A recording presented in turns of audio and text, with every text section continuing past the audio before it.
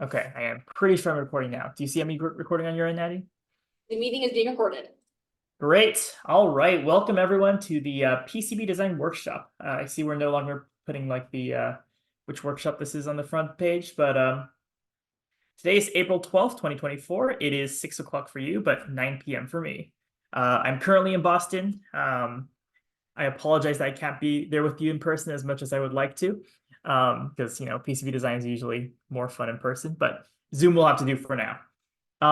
So today we're going to be talking about PCB design. It's like one of my favorite topics to teach, really, because of how much variety there is in this field.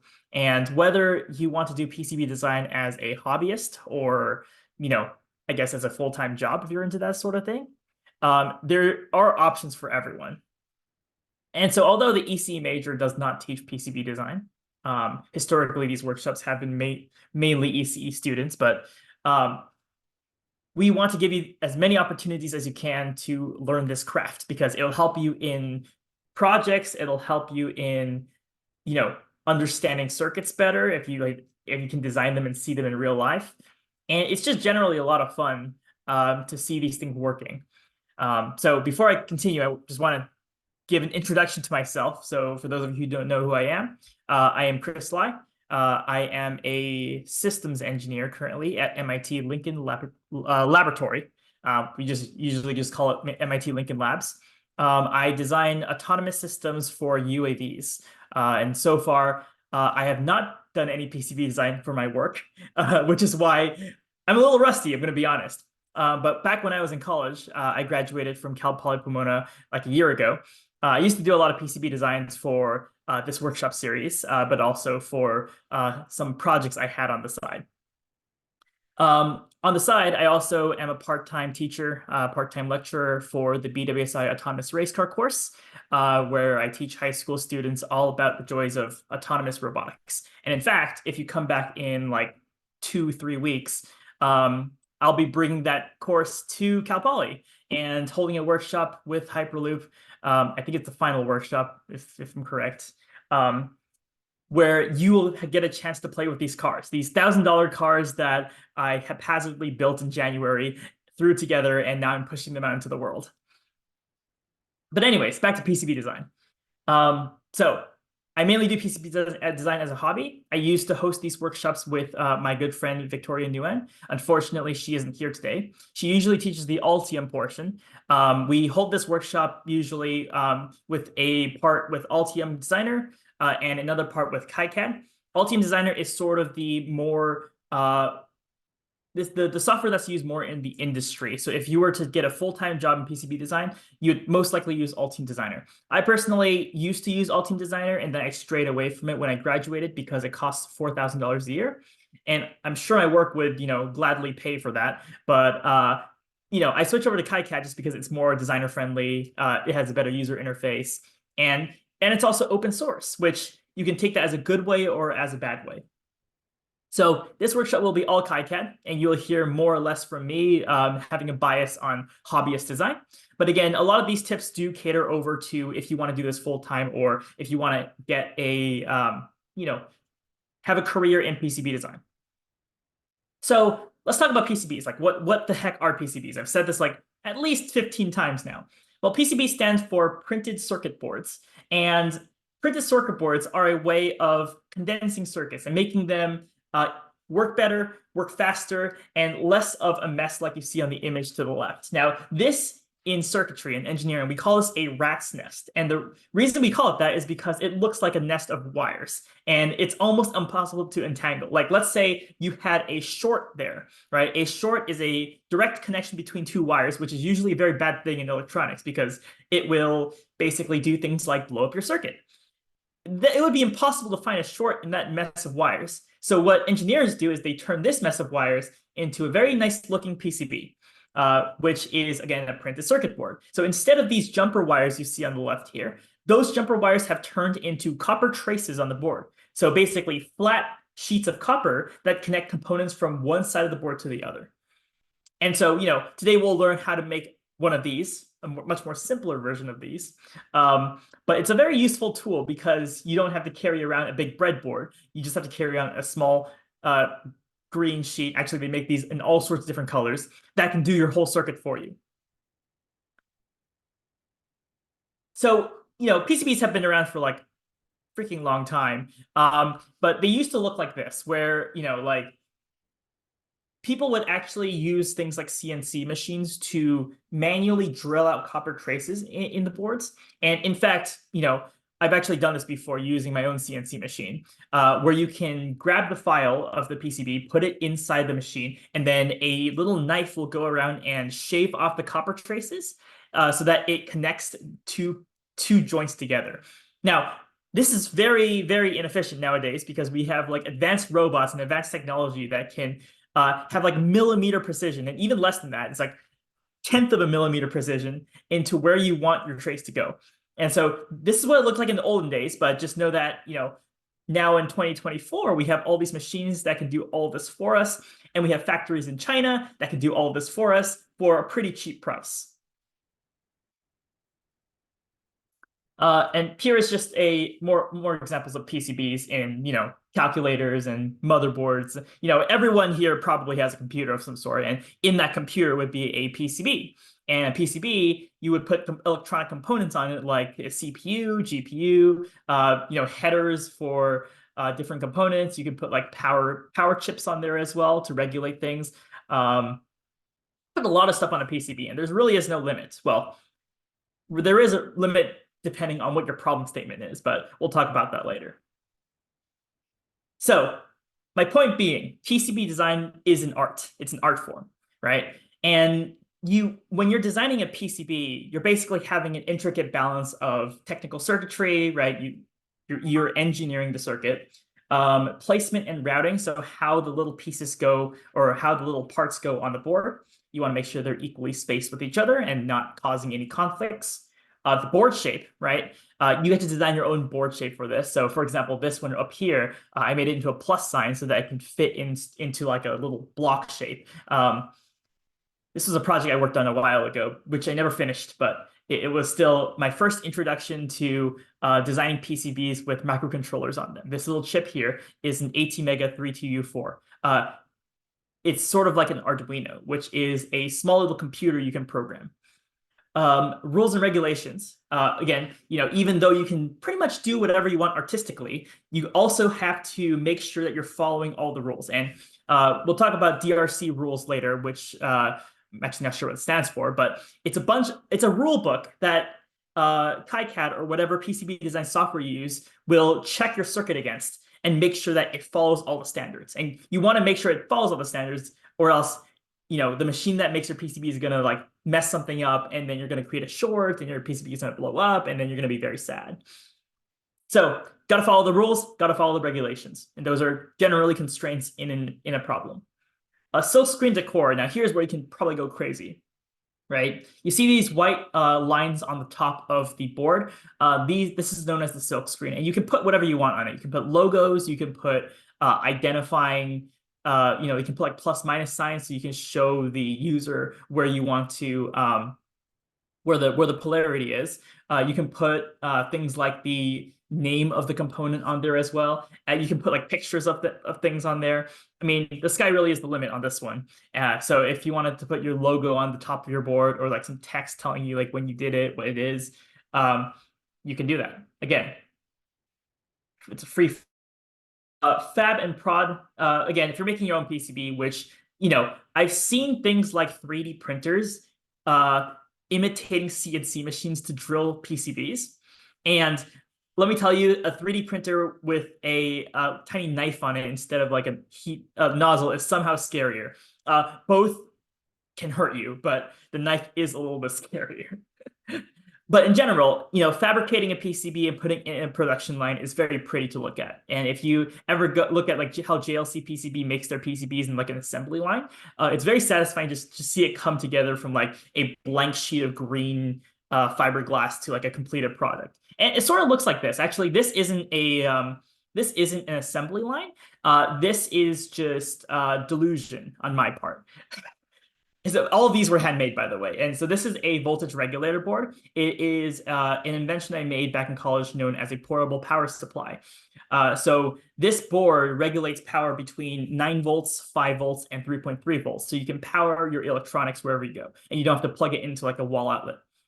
Limitations for this are obvious. It's powered off a 9-volt battery, so you only have a current of maximum of like 1 amp, but it can power like an Arduino just fine. So if you have like a small project that doesn't require a lot of power, this makes it a lot more portable than some other solutions.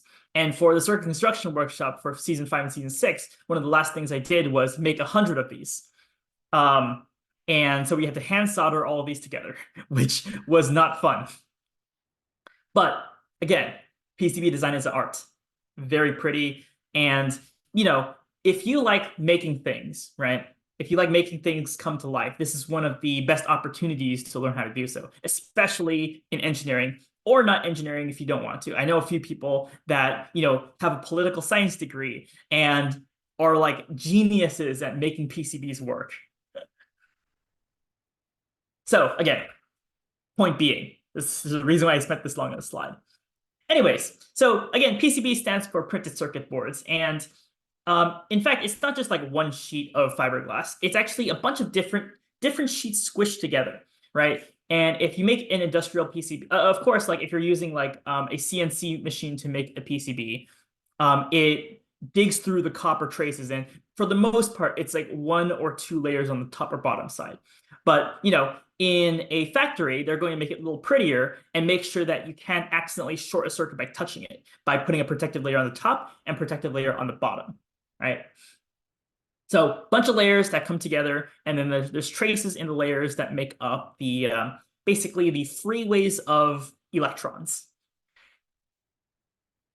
So there's different types of PCBs, and every single electronic thing you own will have a PCB in it. For example, a single-sided PCB is one where all of the components and all the traces are on one side.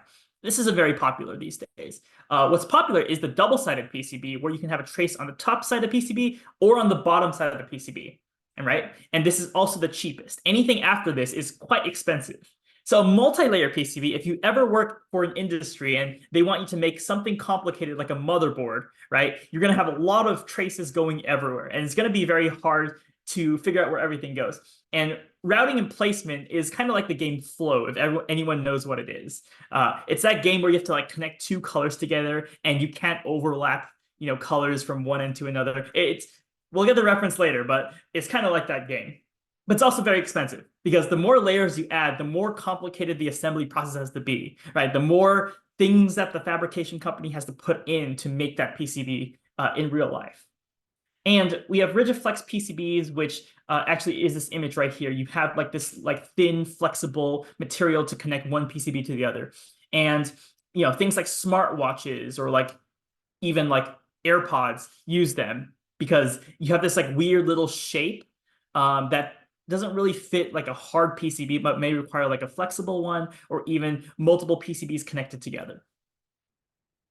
Again, very expensive. Like if you ever try going on JLC PCB and ordering one, like the price almost quintuples compared to like what you would have with a 2-layer PCB. So again, PCBs are a bunch of layers stacked on top of each other. Each layer has different properties and what it does. But the most important one you probably need to know about is the copper, because that's where the electronic signals will go through, right?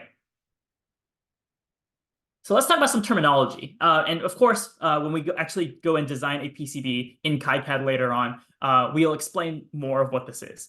But just as a lightning round sort of thing, right? So schematic and symbols, when you design a PCB, you want to start with something called a schema, right? It's a picture that represents what the circuit is, right? And on the picture, you have symbols, and these are symbols here. This is actually an it's an op amp, right? And a symbol, it can be used to easily recognize the object and connect different pins together, right? Comparing this symbol to this IC here, IC standing for integrated circuit. The integrated circuit is a lot harder to visualize in terms of connecting wires, because you need to actually review the IC along with the data sheet to know what each pin does, right? So you'd rather connect it using this symbol instead. So you have a bunch of symbols inside the circuit schematic. And once you're done making the schematic, you'll turn it into a footprint. So for each symbol has its own footprint, or what it looks like on the PCB. So how you mount it on the PCB, you need to make sure that all of the tiny legs have pads or / holes that the part has to go into. And this footprint is actually what goes onto the PCB in real life. You also optionally have the option of doing 3D step models. So if you want to like look at the PCB in its pretty form, like for example, if we go back to this picture here, you want to make sure you have like 3D models of all the components. That way you can place them on a 3D viewer and look at your circuit in all its glory. And interestingly enough, right? So PCB design also takes a lot of time because you have to go through each of these steps. If you do go to the industry, you might be assigned to a specialized role in PCB design. For example, you might be the one that's getting all the 3D models, or you might be the one that's creating all the footprints, right? Because, KiCad has a lot of built-in libraries that tell you exactly like what things are, but sometimes you have to use the specialized part that may not have a footprint, right? For example, one of the specialized parts that we had to create things for was an SPDT switch, like a giant switch that we put in a PCB. So things that usually don't go in PCBs probably won't be in KiCad, but KiCad advertises that it itself has 10,000 of the most common used parts in electronics. So it tries to minimize the amount of searching you have to do. But in the industry, because a lot of these PCBs may become proprietary, which means that they're part of the company and can't be shared, they'll get someone to make their footprints for them. And being the one who makes footprints, and I wish Vicky was here to tell you this because she had that role at some point in her career, is quite difficult. And so, for the most part, you can use this KiCad's library, but for a specialized part, you got to do the hard work yourself. Let's talk about pads. So when you actually create the PCB itself, a pad is a circular region where you can solder stuff to, right? And so when you put all the components on the PCB itself, you want to make sure you have an area where you can connect the component to the PCB, and the pad is that component. By the way, has the soldering workshop happened yet, Addie? I think that's next week. Cool. Well, for everyone that's attending this workshop, if you want to solder a PCB, just go to next week workshop. It's always a lot of fun there because, well, I'll get to that one later. So there are two types of components usually found on PCBs. The first one is called a through-hole component, right? And through-hole, it's like its name. It goes all the way through the board. And these things are like resistors, they can be transistors, capacitors, and they're usually very large components. Right, so when you're starting out working on PCBs, or even with like basic circuitry in general, you want to use through components. And through components are also compatible with breadboard design. So if you're a very beginner student that wants to turn a breadboard design into a PCB, you won't have to find new parts to do so, right? These are very common, readily available, and very, very cheap. Like a resistor these days, even with inflation, by the way, it's like a quarter of a cent. So just think back to like when it was 20 years ago, when a resistor was like 1/100th of a cent. So the other type of component is a surface mount component, and these are a little bit more difficult to work with. And I believe if you're going to the soldering workshop next week, there is a surface mount component on the board. So these components go on only one side of the board. So when you solder them, you have to solder them on one side, which means you have to use a very thin tipped soldering iron, or you have to use a heat gun and solder paste, right? And generally for like automation, people usually use a stencil, which is a thin metal sheet with holes in it, and they place it on top of the PCB design, which allows them, to evenly distribute the solder paste over the entire surface of the PCB and be able to place these components on easily. And that motion is a pick and place machine, right? You have a robotic arm getting a chip and then putting it on the board, and then getting another chip and then putting it on the board, and very precisely too. So for the most part, you'll be using through-hole. But if you get more advanced, then you can move into surface mount. And surface mount components are also rarer. Like if you need an IC, for example, or if you need This one actually here, I believe, is an inductor or a fuse. Probably inductor. It's quite large. If you want to find components, it's a lot harder to do so. Even an inductor or like a capacitor or resistor, like easy parts, they have different sizes, they have different power restrictions. They have different companies that make them. So like it's a lot of messiness in terms of parts acquisition, which is one step in PCB design. If you're feeling comfortable with through-hole and you want to make your circuit smaller and smaller and smaller, then you can go for surface mount components, because the ideal PCB isn't one that takes up like the entire desk space, because A, that's expensive, B, that's complicated, C, that's a waste of space. So you want to make sure you're using as little space as possible. But I digress. Vias. I actually don't know how to pronounce this word, but this is a hole that goes all the way through the PCB. And this helps you basically create a tunnel that you can put a trace under or over one side of the board. That may sound confusing, but it's like in the game of flow, if you're stuck, right, and you can't connect one color to another, you have to go under the color onto the other side. And for the most part, you won't have to do this when you're just starting out with PCB design. In fact, I didn't have to use one of these until my third or fourth PCB. Basically, the more complicated the PCB, the harder it is to route all of the highways together, all of the parts to each other, right? And if you're using a microcontroller, which has a lot of tiny little legs, that makes things a lot harder. So vias are very useful for that. All right, let's talk about traces. So again, copper traces are these little lines that go through the board from one pad to another. Again, if you work for large companies, this is something that make you do, and this is something it seems like it's over-engineered, and there could be a lot easier way of doing things. But also, being able to place traces so that it follows rules and regulations is very important. For things like RF, like wireless transmission, these wiggly lines do exist in traces. Or things like saw project once where this guy built a self-heating PCB using a bunch of coils of wire. So if you get more into electrical engineering and understand how that actually works, how current works and can travel through a PCB,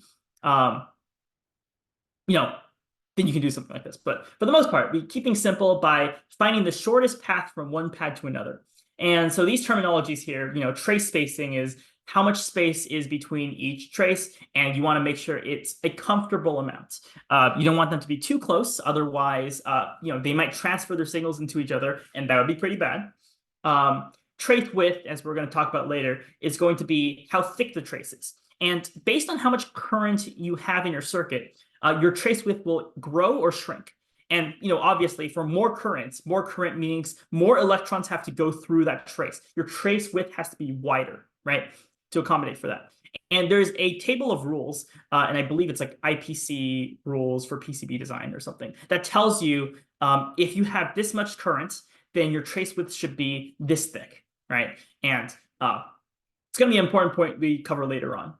Also, for PCB design, there are usually two standards of units that you'll see. One is known as millimeters, which all of you should know, and the other one is known as mils, M-I-L-S. And when I first started doing this, I got really confused because they both start with M, they both sound the same, so it got confusing real quick. But mils is actually 1,000th of an inch. So when you see me referencing things as mils, just think of imperial units, which makes things confusing, right? But we're in the US.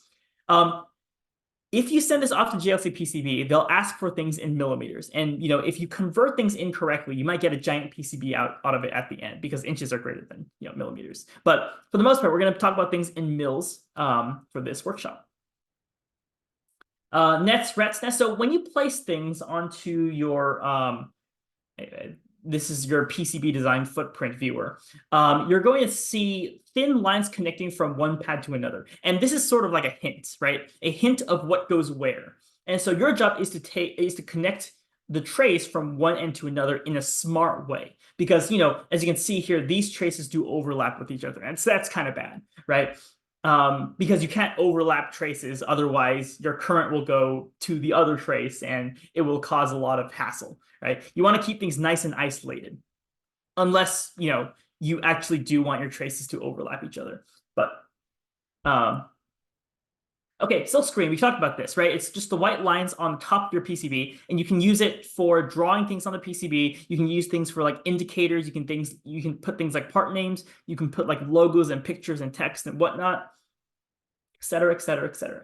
Polygon pour. A polygon pour is a area where a large copper trace is placed, right? Or a large copper pad or like area is placed. And usually this is good for things like ground. You can make the entire thing a ground copper pour because ground is usually the most common pad that you're going to see on a PCB. So it makes it easier to connect things because you don't have to connect all the ground pads anymore. Remember, the more pads you have to connect, the more difficult it gets for you to design the PCB. And also, having a large ground evens out the power distribution throughout the PCB. So it makes things a lot more stable in the long run, especially if you're doing things like building a PDU, which stands for a power distribution unit, right? Like for most robots need one of these to be able to evenly distribute power from the main battery to all of the other components. Design rule check, this annoying little thing will tell you if you're not following the rules. And it's very important you follow the rules because, again, you want to make sure that you get this right the first time. When you send this into the fabrication facility, that you don't want to hear back from them and hear, you missed a trace and now you have to like wait 2 more weeks and pay $20 more to have another version of your PCB. So make sure you pay attention to design rule checker, even though, just be patient with it because it will flag even the tiniest little mistakes you do. So we're talking about the PCB design workflow here. How do you get from the beginning of a PCB to the end of a PCB when you have the final product in your hands? And again, remember, it takes a long time, like a really, really long time to get that finished product. Big payoff though. So my first point of the day, PCB design is art. Second point, PCB design takes time. The aggregate turnaround time for a project, and for a beginner, it will take a longer time for you to get adjusted to this than, for an experienced person. You need to design your circuit, right? That's the first step. And for a lot of companies, they have people specialized for designing circuits. But, for a beginner, you can design your own circuit. You have to acquire parts. And the reason why this is complicated is because sometimes the parts are actually hard to get. Sometimes they're out of stock. Sometimes you have to figure out if a company is also giving you the right part. So it's important to read the data sheets of like any part you get, even if it's as minuscule as a resistor. And for the most part, the more PCBs that you design, the more muscle memory you'll have and the more knowledge you'll have of figuring out if a part works or not. So for a lot of projects, and even for like figuring out things like, different parts, I can just copy a part from one project and put it in another because I already know that part works. I already know that part is good, right? So the more projects you do, the more knowledge you amass, and the more like, previous projects you can like basically steal from, which I will do a lot of today, by the way. The better you will be and the faster you will get at PCB design. So very high learning curve, but it's very rewarding. Placement and rerouting takes a long time. And the people who do this, they basically sit at their computer, they stare at their screen, and they basically like play flow. They hook up one pad to another, and they do that, and then they repeat for 8 hours. And the reason this takes so long is because you want to do this right. You want to do this in such a way that everything connects together and doesn't overlap and doesn't cause conflicts, right? Because there's some like really complicated PCBs out there. Fabrication first try will take about 2+ weeks, unless you're in America, which we'll talk about that later. But generally, it takes a lot of time for you to actually make a PCB and see results based on the PCB. And I'm glad they've gotten like a little bit quicker over time. I think like even 3 years ago when I started, it used to be like 3 weeks, but now JLC PCB can pump it out in like 1.5 weeks for you. PCBs rarely work the first try. And it might be a skill issue on my part because it's never worked for me first try. And the one time that I had and I got excited about it, and then 5 minutes in, the whole thing burst in flames. You know, PCBs never work first try. So you might have to basically go back and revise the circuit, figure out what's wrong with your first PCB. It might take like a few variations to get. And let's say you realize that, oh, shoot, I accidentally connected like this one pin wrong, or like this one pin too close to the other pin, and they're shorting. Right. And so like during this section, you'll like use your multimeter to test different pins to make sure that everything is nicely isolated and nothing is accidentally touching, because shorts in electronics are pretty bad. Then after you fix that, this is like the heart-stopping moment here, because your second try, you really, really want this thing to work. So your second try will take about the same time as the first. And then after that, you'll have a working PCB in 1 to 2 months. Now, from experience, this Blinky Learner 4 PCB down here, for the soldering workshops, we created 4 versions of custom-made PCBs, student designed. If any of the designers are in the room, Yash, I believe. So Yash, Maggie, and I, we designed basically a couple of these PCBs and packaged them into kits for you to play with during the soldering workshops. And I cannot tell you how many heart-stopping moments I've had waiting for these PCBs to arrive, because again, it takes time. So for every single one of these workshops, we usually start the development process months in advance. So probably like 6 months in advance. And as we grow closer and closer to the deadline, we have to order these PCBs and test them. And so we order like 5 PCBs at a time just to make sure they all work and everything is working fine. And then if there's anything wrong, that's an uh-oh moment, because our next order will basically be the batch order. We have to order 50 PCBs at a time for the workshop. And that gets complicated because if you mess up with the 50 batch of PCBs, there's no going back, right? You can't you can't give this back to the company and say like, oh, turn this back into fiberglass, because what are they going to do with 50 broken PCBs? Probably nothing, right? So actually, this happened with Blinky Learner 2, where I messed up with the silk screen, and so I quite literally have 100 PCBs that I can't use sitting back in my house in California. Yash is in here. Okay, well, thanks, Addy. I'll let him know that he was loved.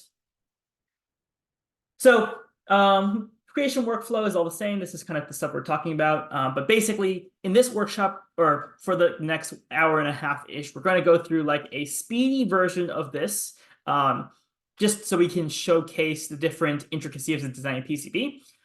Please feel free to follow along. Usually we have a couple of mentors in the room, in this case, Addy, to help out if you need help. Usually, I'd like to front load the workshops with TAs and helpers, just so that the ones who are actually learning have a chance to catch up if they like get left behind. So let's talk about a real hypothetical circuit problem, because circuitry in engineering, you have to solve problems to be able to get somewhere. And for one of my first ever PCBs was a solution to a very, very, very dumb problem called the Alexa sink. So in my very old house, which I'm no longer living in, thank goodness, I had a sink. And for those of you who know the story, you know where this is going. And so one day, this sink decides to not work anymore. You would turn the faucet on and no water would come out. And so me being me, and being terrified of heavy machinery and like large equipment, I decided the next best thing was to buy this tiny water pump and basically pump water from like a bucket into the sink. And then I got a brilliant idea to control it with an Alexa. So I called it Alexa Sink. Basically, you would tell Alexa to turn on the sink, and it would activate this water pump and put water onto my hands for me to wash my hands with the broken sink. And this became a running joke for like basically 2 years, until we moved out of the house and we never fixed the sink. So I guess there was a solution, but I guess the real solution there would have just been to hire a plumber to fix the sink. But hey, that thing cost to rent me around $50, and it lasted 2 years. So I'm pretty satisfied with the trade-off there. I did make a PCB for it though, which was actually similar to what we're going to be doing today. It's a good good circle back to what we had. Anyways, so every engineering problem begins with a problem statement, and you want to avoid starting with a solution, which is a very common trope, I guess, because, we want to figure out how we can solve this problem. And that's the best thing about engineering. That's the thing that makes me excited about being an engineer myself, is being able to solve problems. So this problem, we have rats invading our front porch at night, which is obviously a bad thing, right? Because we don't want rats invading our front porch at night. The rats are bad and they eat our front deck. And then we wake up in the morning to see that our deck is gone. So, how are we going to solve this? Now, again, you could just say, we're going to design a PCB to solve it, in which we are going to. But realistically, this is like a scenario in which you have to think about, what strategies are you going to do to make a circuit that can solve this problem and whatnot. And so, love to do a brainstorming session here, but I want to move forward in the interest of time. But the solution we're going to have is to build a motion capture system that will shine a light if it detects motion on our front porch and scare these rats away, right? The point of this being is that we want to design a PCB that can do this for us, right? Because circuitry in the wilderness, if you use breadboards and jumper wires, is not very, very stable. PCBs, on the other hand, are basically weatherproof if you put like a coating on them. They're very strong. People use them for like weather balloons and whatnot to collect data for data acquisition. So designing a PCB and hooking it up to a motion capture light would be amazing for us because it would provide us with a whole host of information. So let's design this PCB, and I'm going to skip over the circuitry part. Well, I'm going to explain the circuitry while I'm designing it. Again, due to the interest of time. So let me switch over to KiCad, and hopefully I've given those that need to download KiCad enough time to do so. So we can get started on this. Again, this is a very accelerated workshop, which means that I'm skipping over a lot of steps here, a lot of brainstorming steps, a lot of circuit design steps, a lot of things that you probably should do before you jump into PCB design. PCB design is like the back of it. It's like to make things pretty. It's like the cherry on top, right? The meat of your project should be in designing a circuit and getting things working, right? So anyways, we're going to design a way for us to turn this light on and off, right? Basically. So let's go ahead and create a new project in KiCad. And I've already done this here. I'm going to call this basic switch. You can call it whatever you want. But you're going to go to File, you're going to hit New Project, and you're basically going to type it in here and, name it whatever you want, right? Generally, I do create a new folder for the project just so it has all of the information in there. But if you don't want to and you have your own folder name for it, fine by me too. When you click OK, it's going to generate this project and it's going to give you a couple files. The first file it's going to give you is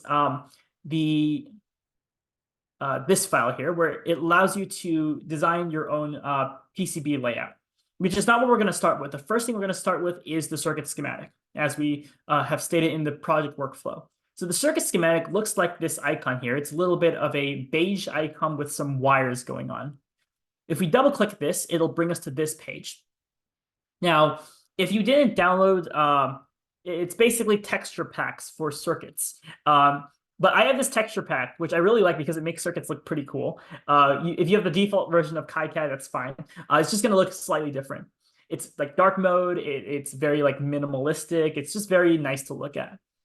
So in essence, what we're going to do with this motion capture light is this light is going to run at a higher voltage than what we're using to control it, right?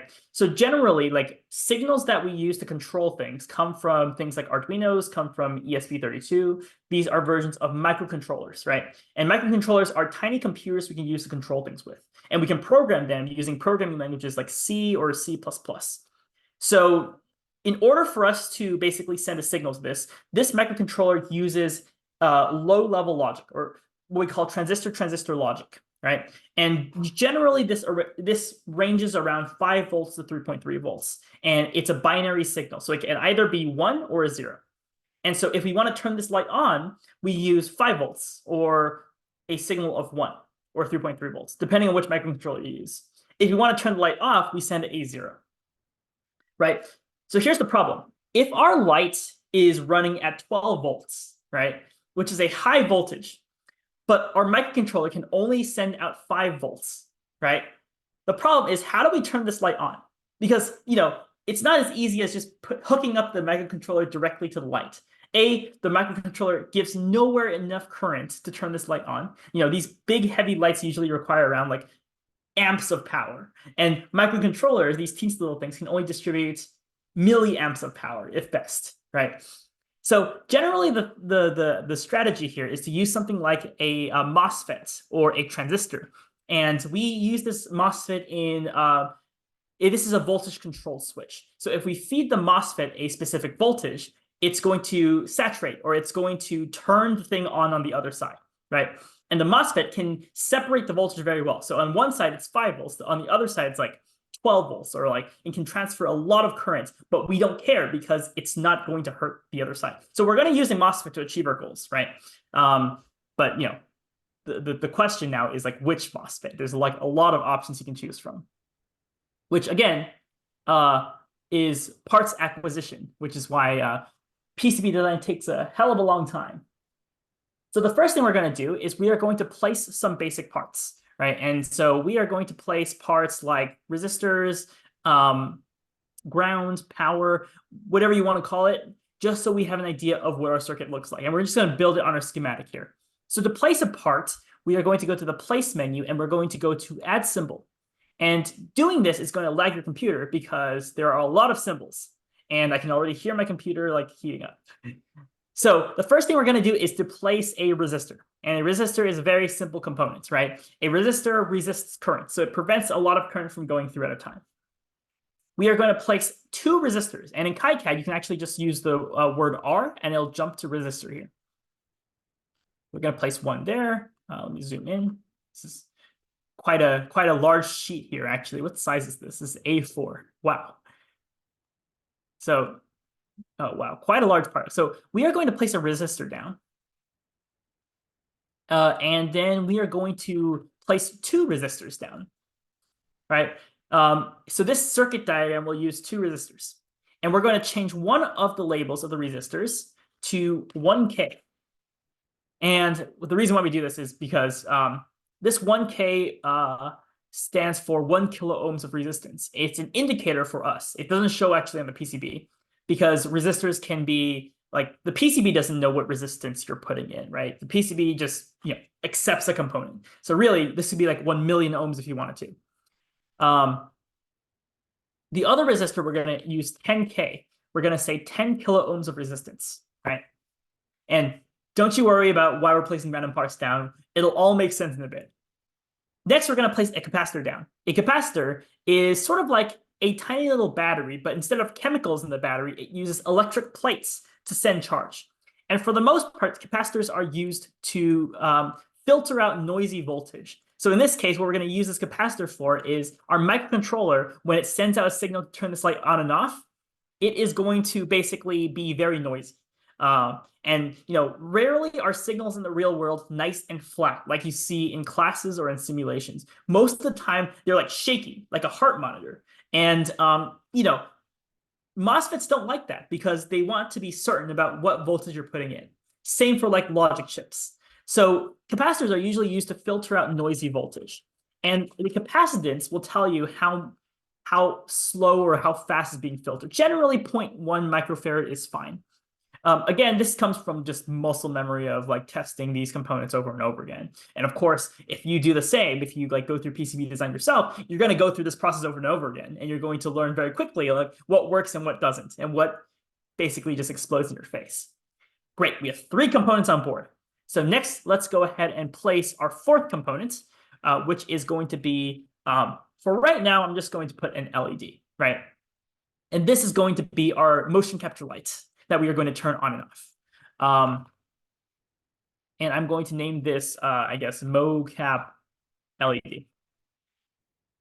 Which, you can again name these anything you want, but just for clarity here, we're gonna say this is a mocap LED. And again, remember that this is 12 volts. It's really important to understand what power and power ratings you have on these components, because again, designing a PCB, you have to be concerned about power quite a lot.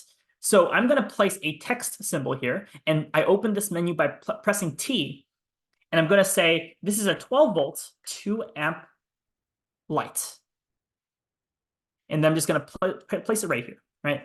And that gives me an indicator of, hey, this component will draw a lot of power. And, we want to be careful about that. All right. So next, let's go ahead and place our powers and grounds.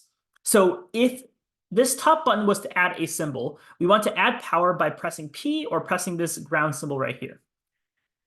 We are going to place 2 power sources because our microcontroller runs at 5 volts. So we're going to say, 5 volts right here and place it on the left. And our motion capture LED is going to be running at 12 volts right here. So these will indicate to us how much power is going into the PCB. So for a lot of cases, again, PCBs can't generate power by themselves. That would be insane if they did, right? So we have to give the PCB some power. And, the ways we do that are through like pads, or we can use terminal block connectors. That's what I was thinking of. And terminal block connectors are just basically outlets of the PCB, which you can stick wires into and screw them in, and it'll like lock itself in place. So again, 5 volts on the left, 12 volts on the right. You have our LED. Now we need basically the device that will do all this work for us, which is our MOSFET, right? And again, MOSFET is a voltage control switch. So let's go ahead and go to place. And we are going to go to NMOS here. And this is inside simulation spike. Now, this is a generic NMOS. So keep that in mind, because in our symbols, we don't specify what the NMOS actually does yet, right? We don't specify what part it actually represents. All we know is that this is a generic NMOS that has a ground, it has a drain, and it has a source. So we're going to place this here. Now, the way NMOSs work, and this may sound, this is like a very scary symbol for a lot of people, but it's actually a very tame beast once you know how it works. So this gate here, if we feed this gate a 5 volt signal, right? If we feed it some voltage, right? We feed the beast some voltage, it will close the drain and source for us. So we will basically say, if this is 5 volts, and pardon my bad drawing, this drain and source will connect together. And if this connects together, if we put our LED on top and a ground on the bottom, that will complete the circuit on the right side, and it will power up our LED, right? Now, on the other on the other side, if there's no voltage on this side, if there's 0 volts, this will not be connected, and our LED won't turn on. It's quite a simple paradigm, really. Now, of course, if you're really technical, you'll say that's false, but we don't need to go too deep into the physics of NMOS just yet. All right, so now that we've gotten that out of the way, the theory out of the way, let's go ahead and connect our components here. Actually, we need one more component. Let's go ahead and place a button, just so we can sort of simulate where the 5 volts is coming from, and just to show you a little more of what KiCad has to offer. Really, for these workshops, we're just spitballing different parts out just so we can show you what these parts look like. All right, so this is where I'm going to go ahead and open a previous project of mine, just because I am well aware that a button inside of this symbol is not called a button. All right, ignore that. So a button is called, it's called SW_push. Because of course it is. And we are going to double click on this, and we are going to place it on our board.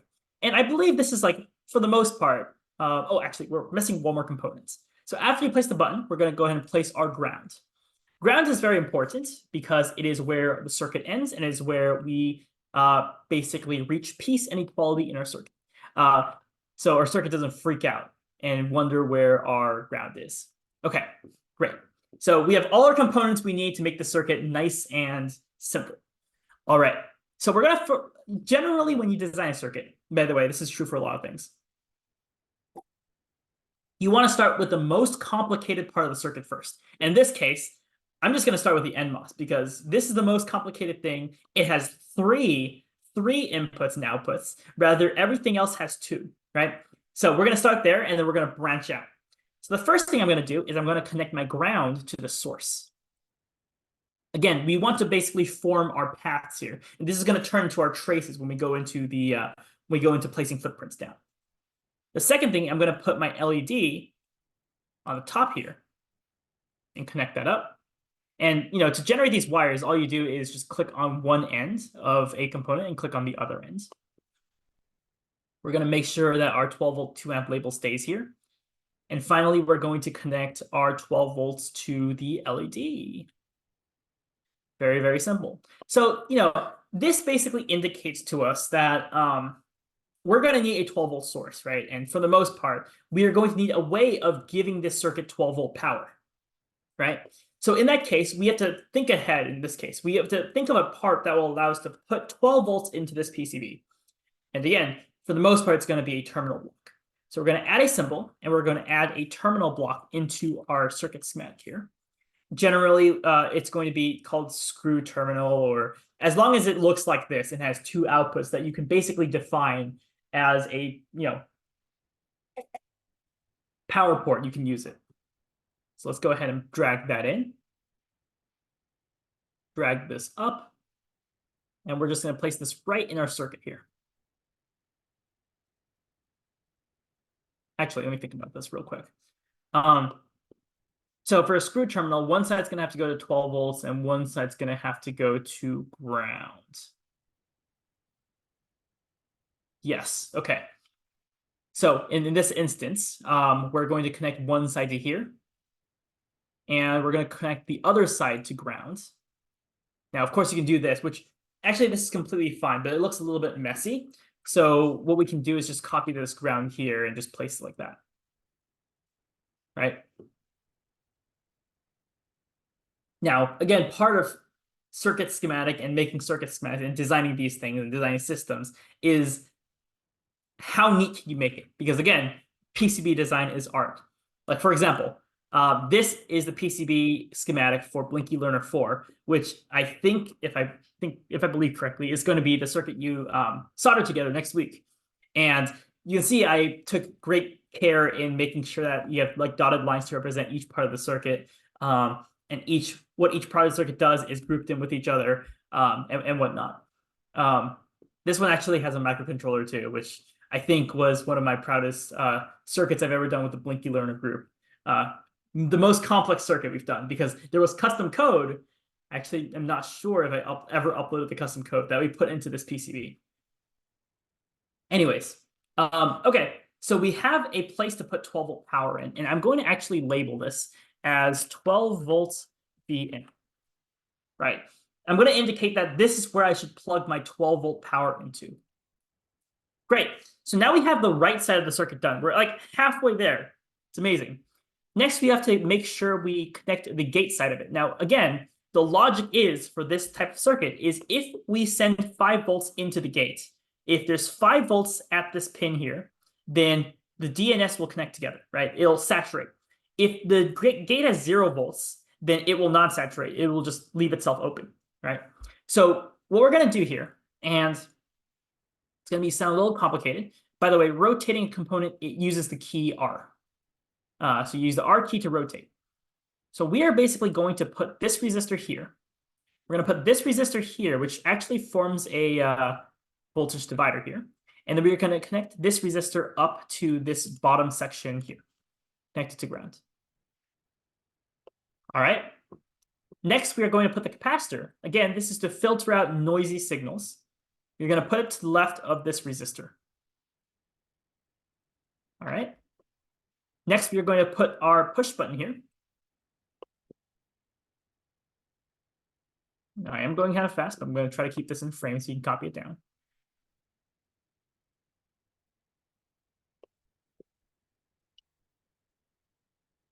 All right. Oops. All right. So the push button here is just going to simulate giving 5 volts to the circuit, right? In the real world, if you really want to build like a motion capture sensor, you're going to need a microcontroller. You're going to need a tiny computer to send a signal using its smart brains, right? Smart brains being, if I see a rat, if I see something moving, let me send a 5-volt signal in. The computer is basically going to go, I'm going to push this button when I see a motion.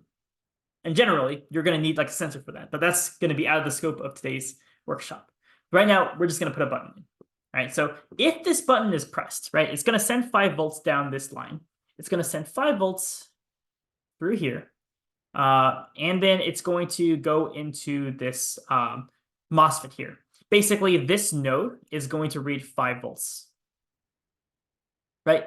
And then what's going to happen is the drain and source are going to connect together, and this LED is going to light up because it has 12 volts on one end. And then when this connects, it's going to reach ground. And when you have a voltage differential, basically a difference in voltage between 2 points, that's what turns things on. That's what will turn this LED on when voltage basically pushes current through it, right? Pretty simple. If the switch is off, then pretty much nothing will happen, right? If this is off, then this node will be 0 volts, right? And if 0 volts goes into the gate, we all know what happens, right? The NMOS is not going to connect, and drain and source are going to be separated. There's going to be no ground on this side, which means you can't create a voltage differential because this is an open circuit, which means this LED is not going to turn on. That's the basic logic of the circuit. And the reason we add some resistors here is just because this is actually a pull-down resistor. If you don't have this resistor here, if the switch is not pressed, right, it's going to give a question mark of a voltage, right? It's not going to be high, it's not going to be low. The pull-down resistor basically pulls the signal down to ground, basically telling the NMOS, hey, this is 0 volts. There is 0 volts here, which means you don't connect, right? If this was not here, you have a problem, right? Because if this switch, if it's released, it might leave some little bit of signal that will tell the NMOS, wait, maybe I am really on. Maybe I'm really supposed to be on. It leaves it guessing. It's a gray area. So that's why we have pull-down resistors in electronics, just to avoid that. This R1 resistor also is here just to prevent a lot of current from going into the NMOS and destroying it. Because NMOSs usually have a current limit. They have a voltage and current limit, which basically tells you how to select NMOSs if you have a lot of current going through it. But if you have too much going through any electrical component, there's a saying out there that says all electronics can be an LED once, right? So, they'll basically light up in flames and then die out forever. So, you want to avoid that, and we're going to avoid that by placing a resistor here. Again, smart circuit design based on muscle memory, based on also peer reviews. Share your circuits with other people because other people will basically tell you whether or not you've designed this correctly. Then you have a capacitor on the left here to filter out noise, a button to send the signal in. You're basically done, right? There's one more thing. So right now, we don't really have a way of giving the circuit 5 volts because, again, PCBs can't generate power themselves. They've got to generate powers from other things. So we're going to drag this. We're going to copy this terminal block, actually. And we are basically going to give this circuit 5 volts of Vn. And I'm actually going to call this 5-volt signal, right? Because it's not really a power source. It's more or less a signal that we put into the PCB. We are going to place this over here. And we're going to say that this is 5 volts. And this is going to connect to ground. Okay. Kind of looks like a lengthy giraffe of a circuit. But, now we're done. Now we have a circuit that does what we want it to do, and we can move on to the next step. I suggest you take a picture here because I'm going to cover this up in a bit, and it's going to go quite confusing.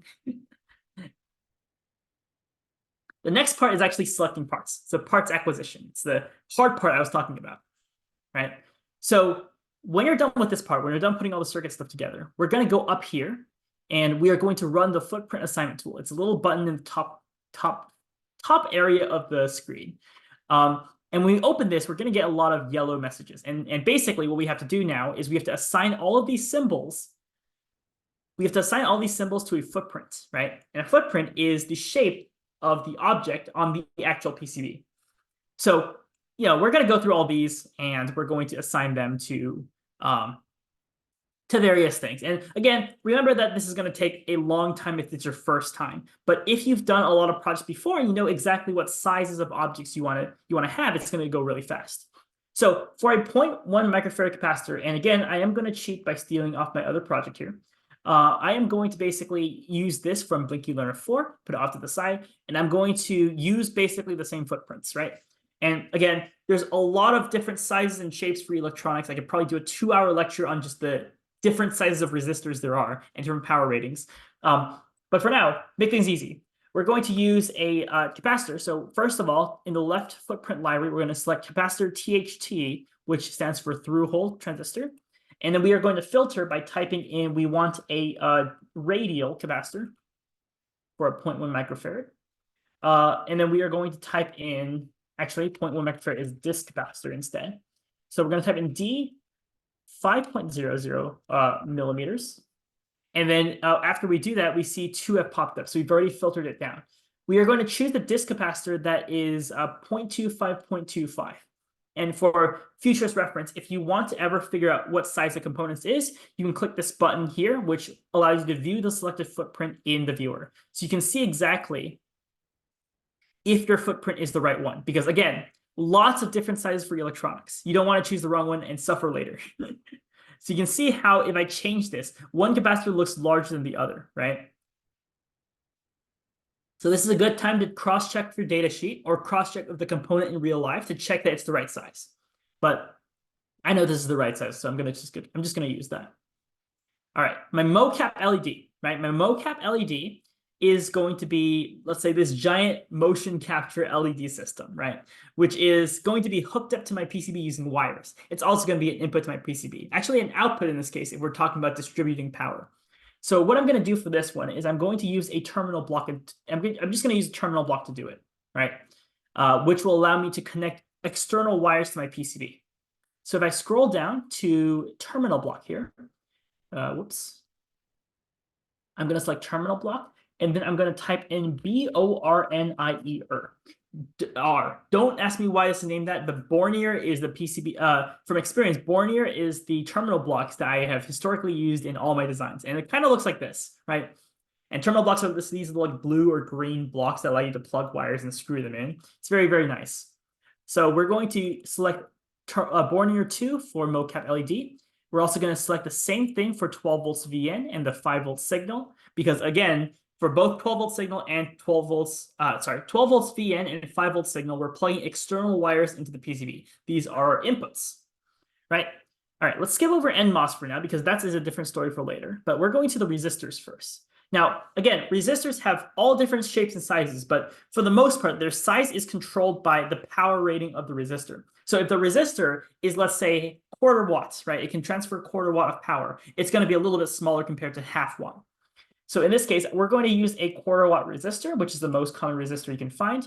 So we're going to scroll up to resistor THT. We are going to search for, we're just going to type in L 3.6 millimeters. So if you know the length of your resistor, you can filter down the results by a lot. Because remember, 10,000 parts of the most common parts. That's what they advertise. I'm going to open up the footprint library so we can take a look at what these parts look like. We're going to go with the L 3.6, D 1.6, and P 7.2. You'll notice that all of these diameters or all these Ds are all the same, but the pitches are different. So if you can scroll down here, you can see that the pitch is how wide your resistor is. So from experience, we know the perfect resistor that goes all the way into the PCB, it doesn't like go too high or too low, is 7.62. So we're going to select that for both of our resistors. Next, for our switch, for our push buttons, we are going to use the part that's called button switch THT. Let's go to buttons. So button switch THT has a bunch of stuff. And we are going to use the push button that is 6 millimeters by 4.3 millimeters. And these are the standard little buttons you see in like labs and whatnot, right? They kind of look like this. And for the most part, they slip right in with no trouble at all. All right, selected that. All right, let's tackle the NMOS for a second, because there are a lot of different types of NMOS, same for capacitors, same for resistors. That's why PCB is such a fun sport. But figuring out the right one is very important. So again, to figure out the right NMOS, you need to look at the data sheet, of course. But generically, you would basically find out how much voltage and how much current you need to pass through this thing. So for our case, we should probably use, and again, I'm going to steal from my other project here, because I've used this stuff a lot. Let's check out which project I've used an NMOS in before. Again, parts acquisitions takes a long time, so it's gonna, is it this one? No, it's not. So, figuring out the right PCB to use does take a while. I think it's this. I'm pretty sure it's this. Okay, here we go. So again, another one of my projects, but here I've actually used an NMOS, and I believe this is the one I used, FQP30N06, right? 30N06 is a really popular and common NMOS, and I think I used this for a pulse width modulation. I think this is a driver circuit of some sort. So we're going to search that up. We're going to, I believe, let's see. I don't actually know if this is a part, but we're going to figure it out, because I think I use a custom part there too. Custom parts, you can find custom parts online just by Googling them. And sometimes you have, like, if you go to Mouser or DigiKey and you type in the part name, sometimes they'll have the ECAD files for you to just immediately download and get the parts from. Because sometimes, if that's not the case, you have to, like, design your own parts, and that gets complicated. But design a footprint isn't really that bad. All right, so let's figure out if this component is really there. It's a custom component. Great. And I do not have this custom component on my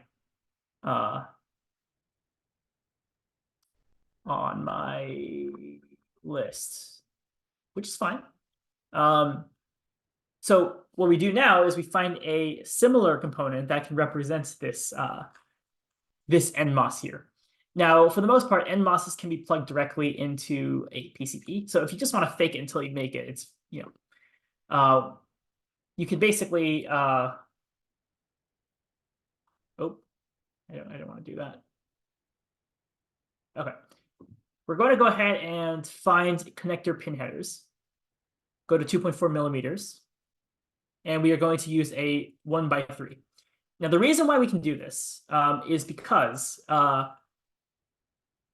this is the wrong one. I want a vertical one. I want a connector. No. So I have to be careful about what connector you get. We do connectors, pins. Here we go. Okay. So again, if you don't want to make your own NMOS footprint, what you can do is you can just get a pin header like this. And for the most part, if you know that the pins between the NMOS are like 2.54 millimeters, this is breadboard size, by the way, then you know that the NMOS will slip right in.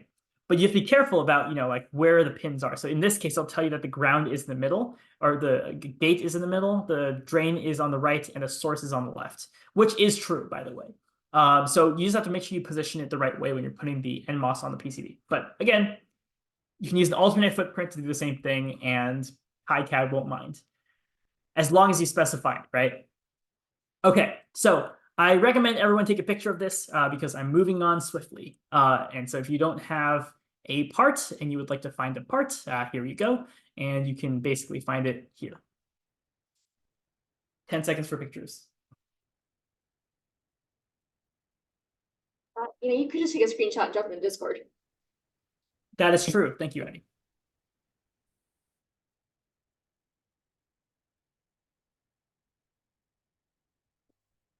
All right, I'm putting it in general. All right, moving on. Apply save schematic, continue. It'll think. Taking a while to think. Oh, it's done. Okay, we're gonna press OK. Okay, now for the magic. We are going to press the magic button F8. Yes. So we went through circuit design. We went through parts acquisition. Now we have to do routing and placement, which again is the longest part. Luckily enough, we have a small PCB, so hopefully it won't take us way too long. So we're going to update PCB from schematic. F8 is the shortcut to do so. If you don't want to use the shortcut, you can also use the button on the top corner there. But we're going to go ahead and update our PCB. That will place all the footprints on the PCB in the top left corner, and we're going to press close. If we want to go back to our schematic, we can just press this button in the top here, which will take us back here. And this green button is going to take us back to our PCB. Right? So at this point, this is going to be our PCB. Now, this is the physical design part of it. So the first thing we're going to do is we are just going to place these in a way that makes sense. And there isn't really like a rule on what order you place it from. I just like to start placing like these terminal blocks first, and then move inwards. There is a rule on how close you have to place things together. Like, for example, capacitors should be placed as close as possible to where they're actually needed, because the longer the trace you have, the more resistance you will have between the components. Therefore, the less effective your capacitor is going to be. So in this case, we're going to start with the terminal blocks. I'm going to change my actually, this is okay. One of the things we're going to change is my units. So again, most commonly we use mils, right? Which is thousandths of an inch in KiCad. One breadboard space is going to be 100 mils, which again is 2.54 millimeters if you want to convert it that way. But mils is generally easier to work with. So I'm going to change my grid to 25 mils. And my snap grid is like how sensitive my movement's going to be. And if you increase it to like maybe like 50 or 100, you see it gets a lot less sensitive to where you place it, which is good because, again, PCB design is an art. So having less sensitive controls will help you align things easier and make things look a lot prettier. So I'm going to go ahead and place all my power inputs to the left. And I'm going to use the R key to rotate this. So there goes my 12 volts, and then I'm going to place my 5-volt signal here. I'm going to place my outputs on the right. If you're aware of something known as the black box theory, which is a great paradigm, it really states the way to solve any engineering problem is to identify the inputs, identify the outputs, and then figure out a way to get from the inputs to the outputs, which is the black box, right? So we have our inputs on the left, we have our outputs on the right, we have everything in between in the middle, right? And then we can basically, make this as pretty as we want. And again, no rules, but maybe the capacitor should be next to the push button or wherever it's being used. Now, again, you also don't want to waste too much space. Now, Blinky Learner is going to be a waste of space because we wanted to make it pretty for the students to work with, but generally you don't want to spend more money than you have to.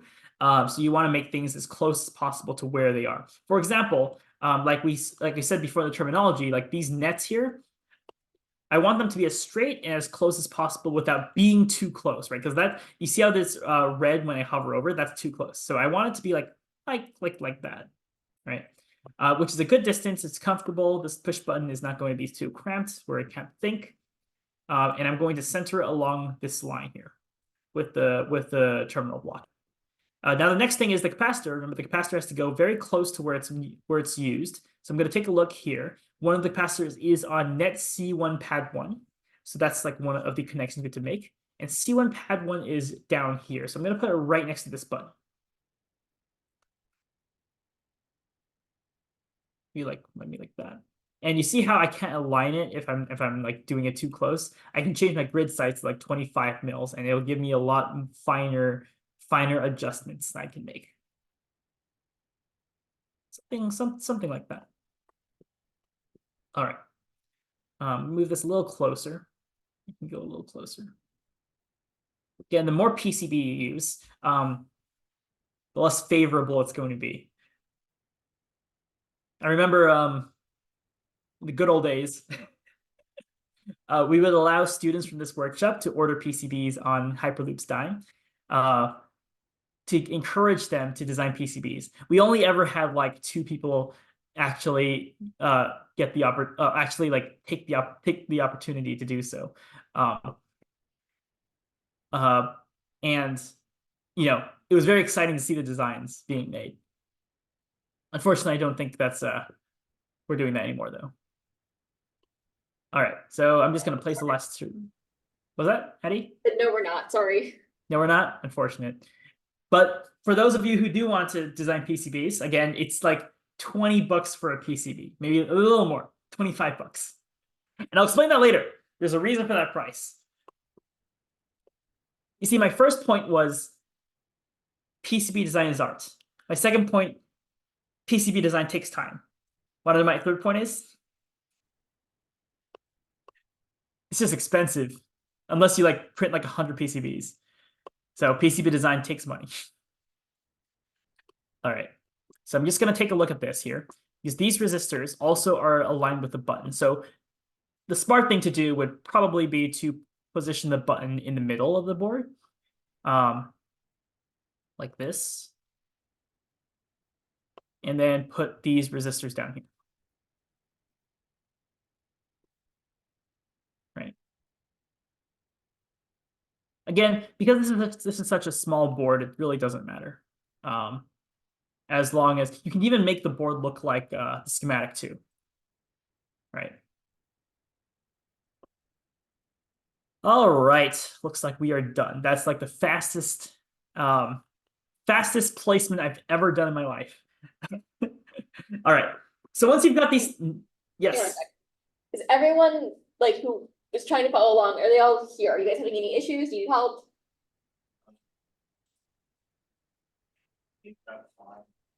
Okay. If you do, let me know. All good? Go ahead, Chris.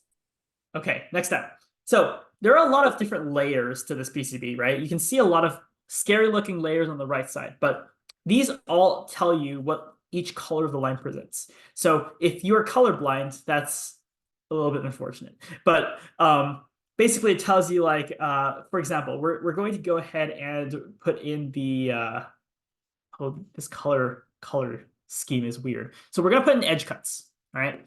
And what edge cuts are is the shape of the board.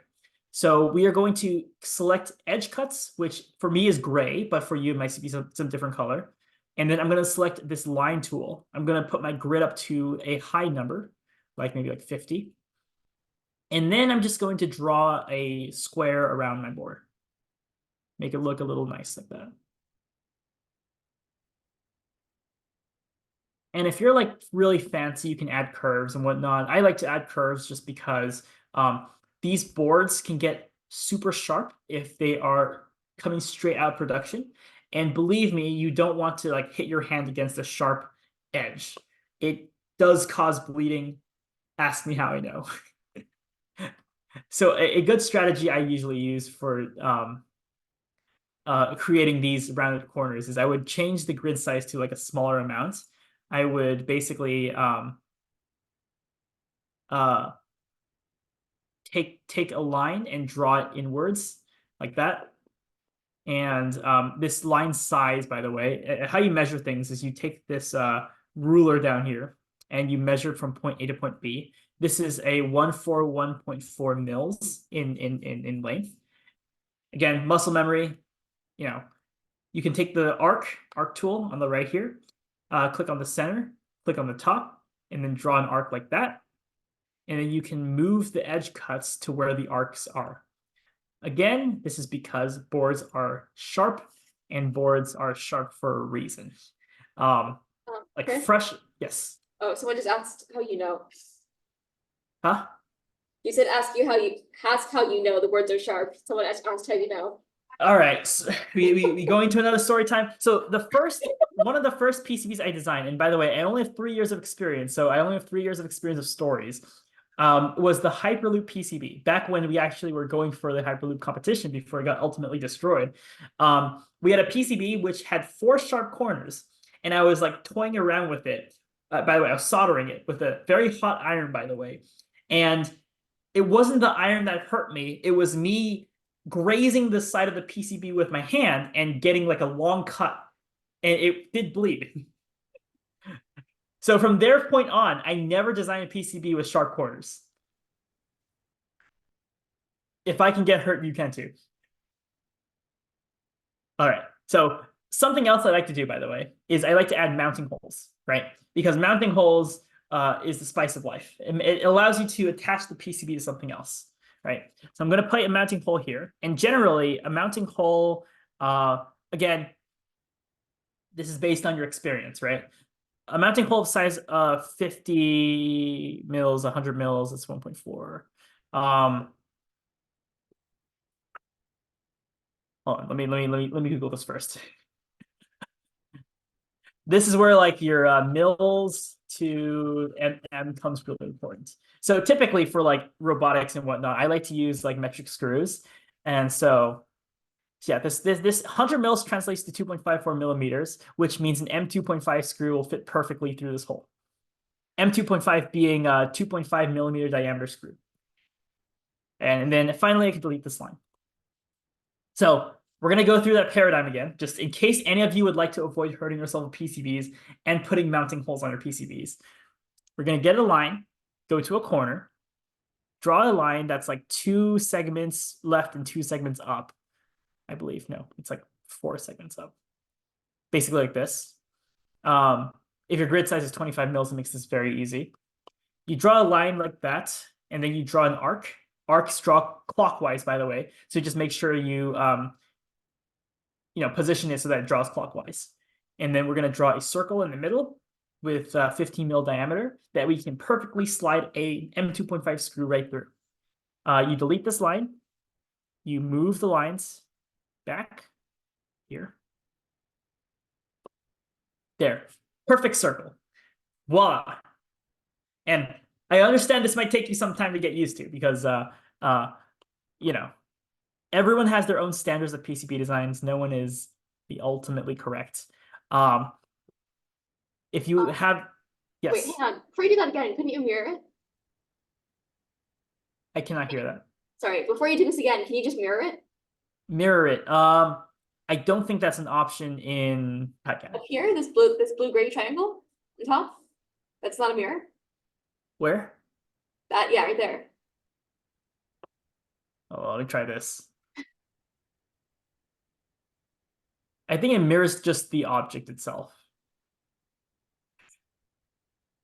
Because like this is you chose the y-axis to be on that line. I think you choose the y-axis to be in the middle of the PCB. It should do it. Really? Oh, here's something I didn't know today. All right. Let's see here. So we're mirroring, selecting across the. I hope so. This is the way it usually works in CAD, but I don't know. I don't think it does that because I did. Okay, my bad.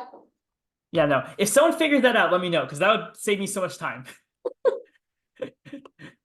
Like genuinely, like no kidding, I learned a lot from like just doing workshops for people, just because of people randomly telling me like shortcuts to things. Okay, so here's a problem that you can run into with making curves, right? Because you can sometimes do it in such a way that your component overlaps with your mounting hole. So to solve this problem, it's like very easy. You just like move this to the side. Just give it more room. Right. Yeah, that's basically it. It's not too hard. All right, we're just going to extend this here, extend this here. It's like very therapeutic, I think, until you get to routing. It's just like doing the same thing over and over again, right? Put the arc, you put the circle, you delete the line, you move this back, mounting hole done. It's 3 out of 4. The last one, you draw the line, you draw the arc. And, KiCad is awesome because it's so open source. Oop. So the users will usually make quality of life adjustments to make the UI and whatnot easier. Just like to work with. So entirely user-based, which is great. It's not commercialized. It's also free compared to Altium, which you need $4,000 a year to access. No, I'm not salty. Okay, we have mounting holes. Amazing. All right, let's see the mounting holes in action, right? So I believe the command is Alt-3. Oh, it is. I still have it. Where you can see like a 3D view of what you have so far. So you can see that we don't have a 3D model for like these terminal blocks, which KiCad doesn't do. It's also backwards. The silkscreen is also backwards. And of course, the NMOS is not an NMOS. It's a header pin. But the rest looks fine, right? So if we just tape this to our motion detector, and we should be able to like turn it on and off at our will.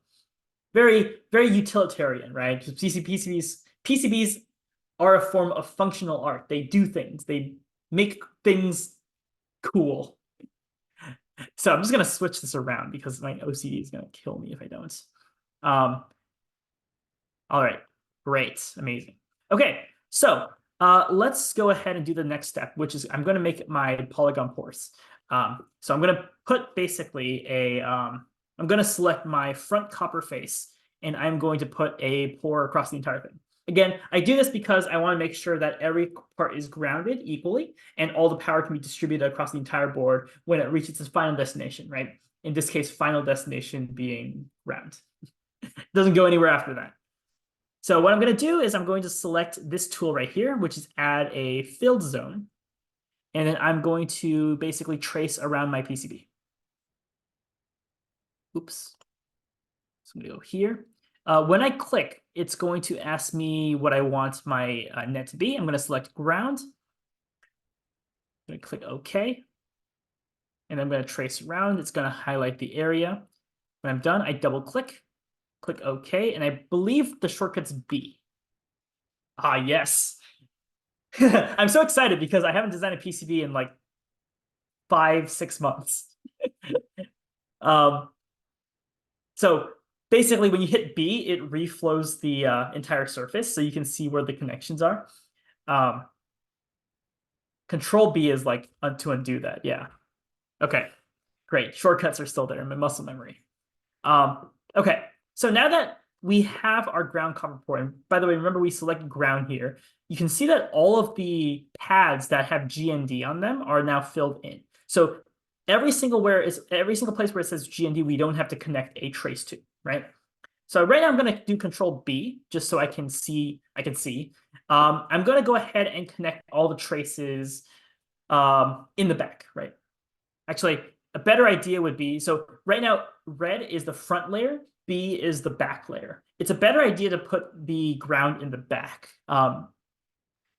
because it just looks prettier. So I'm going to put this on the back, reflow that. And so now the blue stuff is on the back. We're going to put all of our copper traces on the front, right? So we're going to start connecting things to each other. And you can see there are some overlaps here, which may make it a bit tricky. So again, playing flow. I hope everyone gets that reference by now, but if not, I'll quickly bring something up to show that. It's a great time waster. I remember like playing it, I guess, flow free. It's like this game where you have to like connect colors to each other and you can't like over. Is this analogy getting lost in translation? It's going too far, but. Sorry, what, Chris? That this is the flow free is like PCB design, Rodin? Oh yeah, because you can't overlap colors. Okay, everyone got that? Yeah. I'm only half joking. All right. Okay. What I was really gonna show was like the I think it's called IPC table PCB design currents. Yes, okay. IPC standards for PCB layout design. This is quite important, and I believe this is the first. I try to do something different every year in terms of a PCB design workshop, and this year I want to focus on power because, power is kind of important. This does not have a table on it. This is a garbage website. Table. Let's see if Altium has it. Oh, it does. Okay, great. So I guess this is kind of like a estimate of like, so basically, IPC, I don't know what IPC stands for actually. Some of these acronyms, man. But basically this table tells you how much current, basically if you have X amount of current going through your PCB, you need to have a trace width of at least this thickness, right? So for 1 amps, if I have 1 amp going through my PCB, I need at least 10 mils of trace width, right? If I have 2 amps going through my PCB, I need at least 30 mils of trace width. And you can see it like grows as you go along. And like a 10 amp current through a PCB requires 300 mils of trace width. It's thick. But for the most part, for like low current applications, we're going to have very low current going through the PCB, right? So let's keep that in mind. We're going to go ahead and define some widths here. So if we analyze our PCB, we have 2 types of power going through our PCB, right? We have low TTL 5 volts voltage, right? Which will never exceed 1 amp. And then we have high current, which is like 2 amps or 3 amps or even above, right?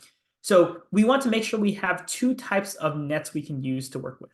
So I'm going to click here where it says use net class width. I'm going to hit predefined sizes, right? I'm going to go to tracks here. I'm going to hit plus. I'm going to hit plus, and I'm going to type in 15 mils. Now, 1 amp is 10 mils, but I generally like 15 mils because it looks safer. It's a little bit thicker. If you need space, you can make it 10 mils, right? But 15 mils should be able to handle anywhere from like 1 to 1.2 amps. And it's a very safe number. And also, we're going to add 30 mils, right? And again, this is 30 thousandths of an inch, for 2 amps, right? Because if we want to power this big LED through the MOSFET, we better make sure that the trace is thick enough to handle that current. I used to show a video of what happens when you accidentally make your trace width too low for a very high current application, and the trace just bursts into flames. If you send too much current through it, it like burns. And it should, because it's a lot of current, which means it's a lot of heat, and a lot of heat means fire. So let's click OK. Now we're going to connect stuff to each other, right? So the first thing we're going to connect is going to be, and actually, now that I think about it, so this, my experienced eye, my muscle memory eye, as we call it, is looking at this 12-volt pad to this 12-volt pad. Now, it's going to be a thick trace, right? Because you have to ask yourself, how much current is going to go through this trace? So in this case, probably about 2 amps, right? So if it's 2 amps of current going through this, you want to make sure that it doesn't go in between any of the parts as much as possible. So I'm going to move this down, actually, and I'm going to go ahead and route this through the top. Now, if you press X on the surface here, it's going to create a track for you, right? And you can like move this around, and we're going to connect these pads together. We're going to select 30 mils as our track, right, in the top left corner, and this will basically make this a thick boy. And we want to make sure that, actually, I'm going to lower my grid size so it's more sensitive. Maybe 25 mils is good enough. And I'm going to just connect this like this, right? And this will handle 2 amps of current comfortably. Chris? Yes. If you are interested, IPC stands for Institute of Printed Circuits. Ah, that makes sense. Thank you, Eddie. Institute No of Printed Circuits. That makes sense, doesn't it? All right. My next track is here, which I am going to connect from here and through here. Now, there's a problem with this, right? This track. First of all, it's way too close to this pad. So it might short if you basically, when you're soldering, when you're starting to solder, and you don't have that muscle memory for soldering yet, you might burn the board. And if you burn the first fiberglass layer, you'll expose the copper trace to the air. And sometimes you might short that accidentally. So we don't want all these 3 pins shorting together, right? So you want to give this some leeway. And by leeway, I'm going to make this trace a little bit higher here, like that, so that this trace can go in between. Again, I don't want this to be too close to the other trace, and I don't want this trace to be too close to the edge. Both are bad. You want to give everyone room, right? Because if you put a trace too close to the edge, it's going to, sometimes it'll get clipped off while it's manufacturing, and you don't want that to happen. Okay, so we have our thick lines already in place, and I believe these are the only thick lines we'll need. So we're going to change our track back to 15 mils, and then we're going to connect the rest. Now we're going to avoid the grounds because we know that the grounds are going to be connected through that polygon pore in the back, right? So all we need to do is connect the rest. Buttons are very easy to connect because, buttons are just... How a button works, by the way, is it connects the two diagonals together when you press it. So when you press a button, the 5 volts will connect to this net C1 pad 1. And so I'm just going to connect this here. Now, this is a very easy PCB to connect because there's so little components. So if we run into like any sort of like conflicts at all, we'll like know immediately. This will go here. Oops. And like here. Now, here we go. So this pad needs to go over here, but it can't because it's blocked by these other lines. And again, you can't overlap these lines, right? So you have a couple options here. You can either do this, which is like horrible for many reasons. You can use a via to go underneath this, but a better solution would just be to use the backside, right? So if I go to the back copper layer and select BCU, I can go ahead and basically just use this trace in the back layer, and no conflicts will be needed. No conflicts are caused, right? So again, for rules PCB design, don't have traces too close together. Give everyone space, and then everyone will be happy. So when I press B again, it's going to reflow that back copper trace, and then we'll see that everything is connected, right? There's no more of those like tiny little lines that tell you where things are connected, which means that everything is now ready to go. So I'm also going to make a copper pour on the front side using the FCU option. And I'm just going to say no net, just because it makes things a little bit neater if we can basically isolate the copper traces from each other. Press B to reflow, and then look at that. So we have our nice little circuit here. Great. So let's go ahead and press Alt-3 again so we can see what we've done. And we can see that this is like a physical... If we take this PCB and we order it through JLC PCB, it's going to give us... we're basically going to see this, and we can hide the components on board too if we want to see what it looks like. Oops. So right now what we see is... and actually, the cool thing about this is you can actually look inside of it too, and you can see all the like little traces on the inside. It's like super cool. Chris? Yes? Maybe I missed something, but do you have connections for R2 and the C1? I think they're both connected. On the bottom? They're both connected to I C1 see. pad 1. Never mind. So it's right here through the bottom. Yes. Yes, okay, so the ground, my bad. Yeah, and that's a good point because we're actually going to run a DRC later, which will tell us if we haven't connected anything. Funny story, Blinky Learner 2, my first iteration, I forgot to connect a trace, and I didn't run a DRC, and I suffered immensely. My wallet suffered immensely. So this looks great, right? But, if you had more time, which you should do this, you should also relabel everything to where like you can... You need to clarify to whoever's soldering this where the positive is and where the ground is, right? So if I just like steal from another project real quick, let me just steal some like signifiers. So basically I can just take this plus and this minus, or actually no, this one. So I'm just gonna steal this. You can copy between projects, which makes things very convenient. And then I would basically just say, okay, I'm going to tell whoever's connecting this that this is 5 volts and this is a ground and not the other way around.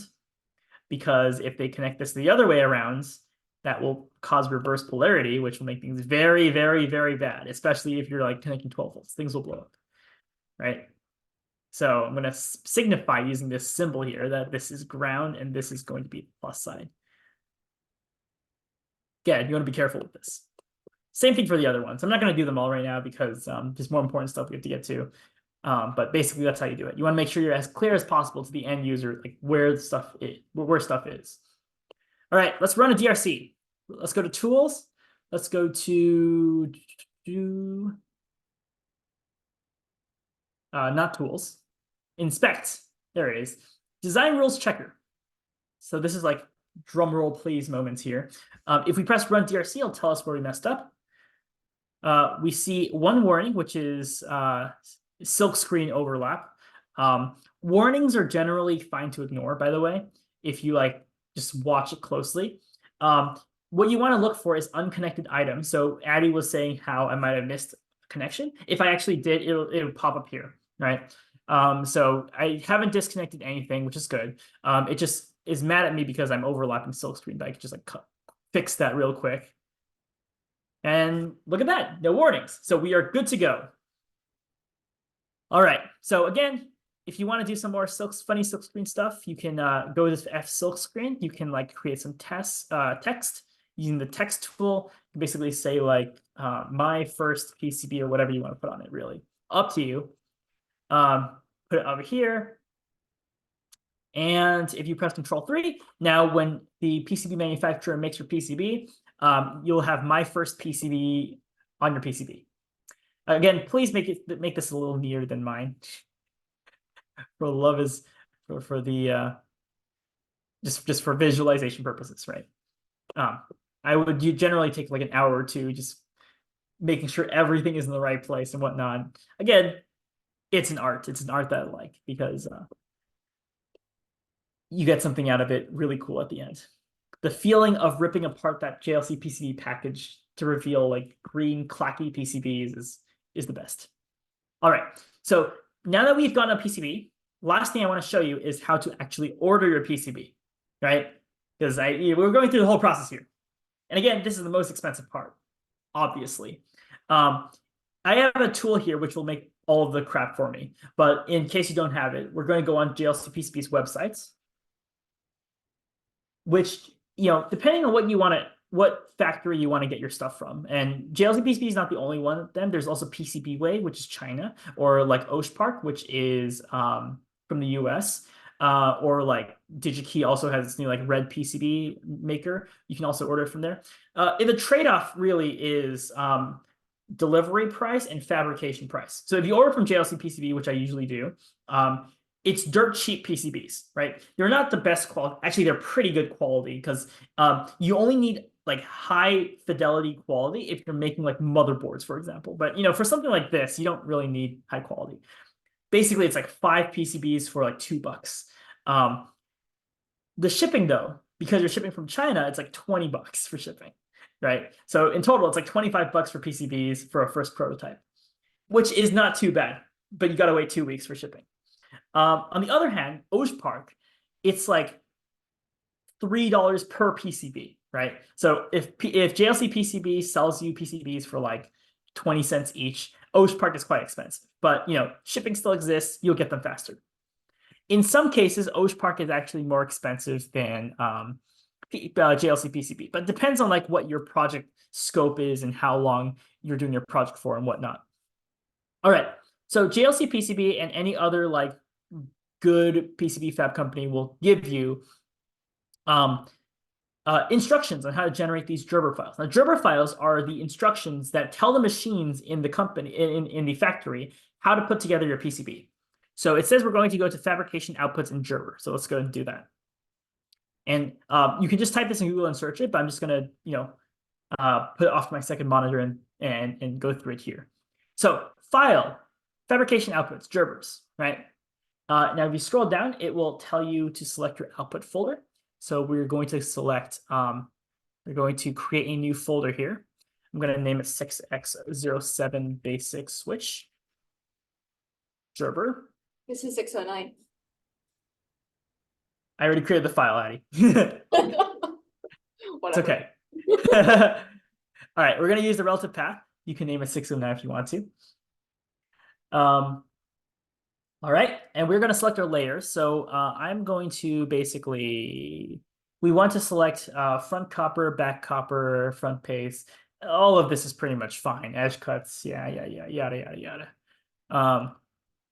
Okay, that's fine. You can just leave that alone as long as you have like all the important stuff on. General options, we are going to plot the footprint values, which will plot, like the indicators on there. We're going to plot reference designators.